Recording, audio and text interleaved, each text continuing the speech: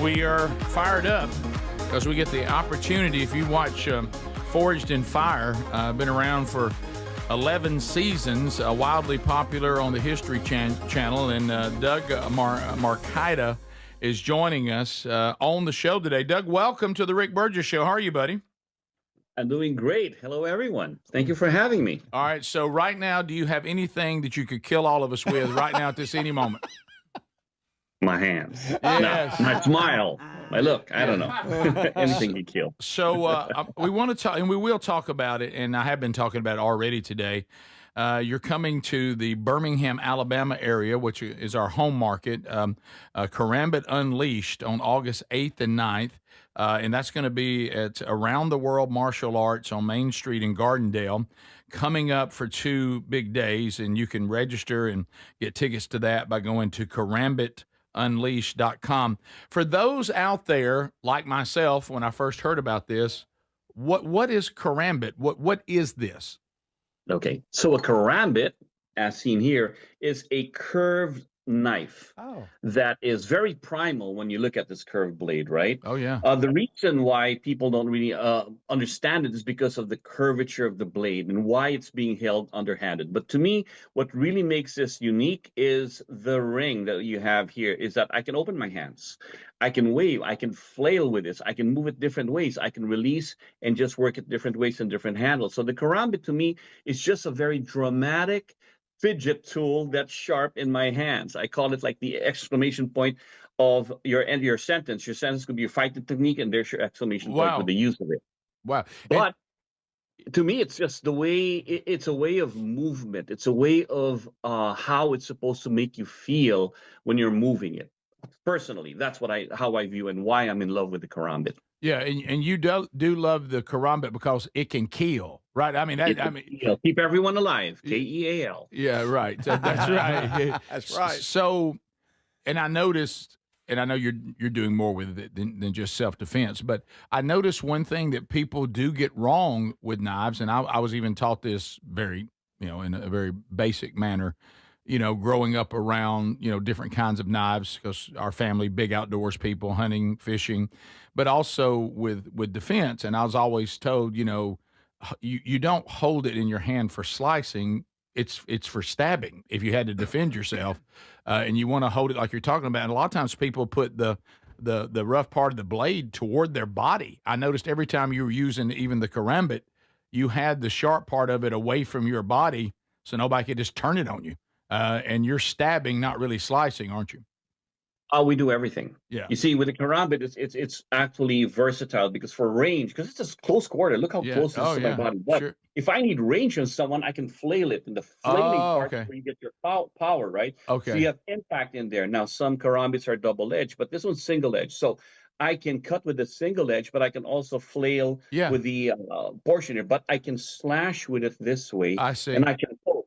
Because you see, it doesn't matter what's in my hands. It's how I move it. So that's right. The same motion I'm doing with the karambit here would have been the back of the edge if it were let's say, a particular knife. The same motion now is slashing.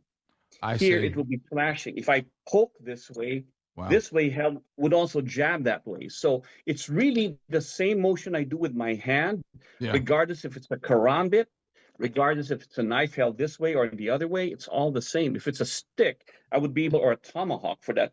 Yeah. I could do. He's got so many weapons. Oh my goodness. So many weapons. So many weapons. It's just a table of weapons. Yeah. It's almost like we're talking to one of the Avengers.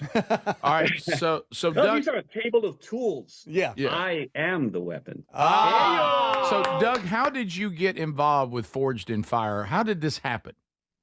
They were looking for an end user. In the 90s, when I realized there's a camera that here, part of our training method that was taught to us in my system with my martial arts is that you are either a receiver, you're receiving all the attacks, or you're the feeder, you're attacking and everything else, but you also have to be an observer. So I had to record my classes and I had to record my passion because I was always being pulled away from my family. So for that, I go, thank you for letting me celebrate what I do. Let me record it. And I started putting it on YouTube. So they found me through YouTube because I was getting popular with the martial arts that I was teaching. And that's how they found me. They needed somebody to wield the weapons. Yeah, and you guys have been very successful. So if I'm going to something like Kramabit Unleashed, okay, like this seminar, and you and Ray will both be there, what is my experience? I'm coming to experience what? What are these 2 days Yeah. like? You are coming to experience us. Mm. You are coming there to learn and touch hands with who we are. You see, the whole thing about you can learn from videos. Some people go there, they want to learn. You can't learn everything that we have done for 35 years on one seminar. Instead, it's like watching a movie. You get to interact. Watching a movie, you watch everything, you're learning and all that. But here, we're live. You can touch hands with us. You can ask us any questions because it's supposed to be experiential. It's not supposed to be, I'm here to learn what you're going to tell me. You can learn that anywhere else.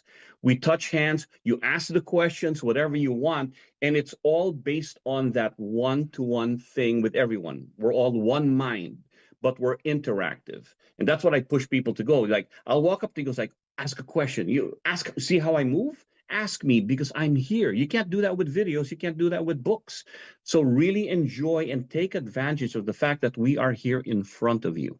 That's how we're doing the seminars. Yeah, talking to Doug Markita, and you're right, because if I'm watching you on Forged or I'm watching one of your seminars, as you said, on video, I can't say, wait a minute, I want to ask you something.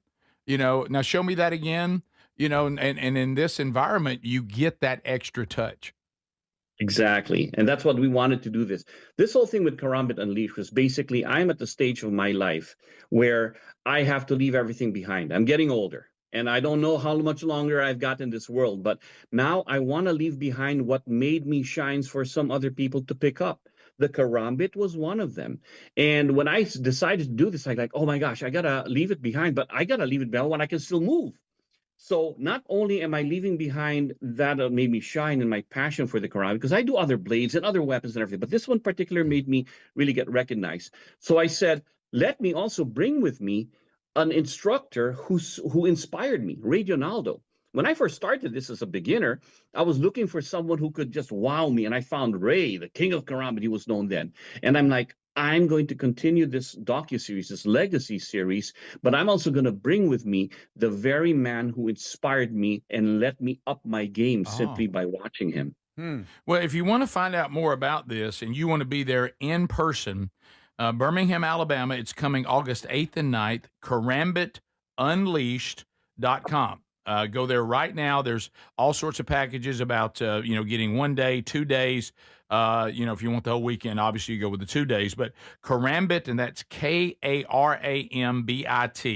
KramabitUnleashed.com to see Doug and see Ray there in person. And it'll be from 10 a.m. to 4 p.m. Each day. So that's coming up. So go ahead and get tickets for this seminar. And anything else, Doug, we need to let anyone know involving, or have I covered it pretty well? Come on over and just have fun with it. I want to open your mind. Not only am I teaching the Kramabit, but I'm also teaching a Kramabit on a stick. Look at that right there. Nice. Yeah. On a stick. Now, why do I call it that? It's basically a tomahawk, right? Sure. Because when you think of tomahawk, you think of these basic motions here. The minute I say Kramabit on a stick, you're going to learn how to use it different ways. That's the beauty of Filipino martial arts, is that you see things beyond normal perception. It's all coordinated hand and eye thing. So every way that I do here, how I crank with this, I'm just having fun and the possibilities are there. You don't have to come in knowing what we do, because I will take what you already have, give you ideas to make it better, to complement what you already have. You don't have to change or reinvent the wheel. A lot of it is basically me saying, oh, this is the alphabet. Here are some new words, or here's better penmanship.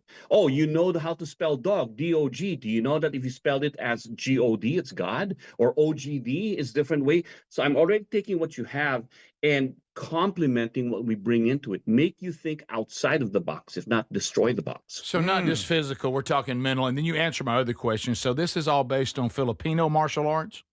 That is correct. Yeah. Filipino martial arts, known as Arnis, Eskrima, or Kali, is basically where we start training out from day one with weapons. It's a survival art. And weapons being tools, is what has guaranteed a higher percentage of survival. We had 7,100 islands. We had tribal wars in our old history.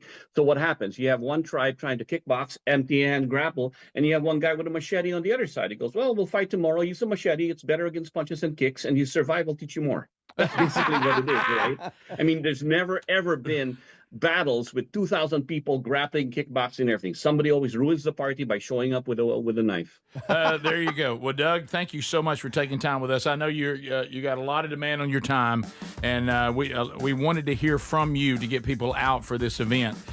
So, Doug, thanks for all your time, and looking forward to seeing you in Birmingham. There he is. I'm looking forward to being out there in Alabama. Thank you. Doug Marcaida. He'll be there along with Ray Donaldo. August 8th and 9th. If you want to go to KramabitUnleashed.com. You're in, as you can hear, for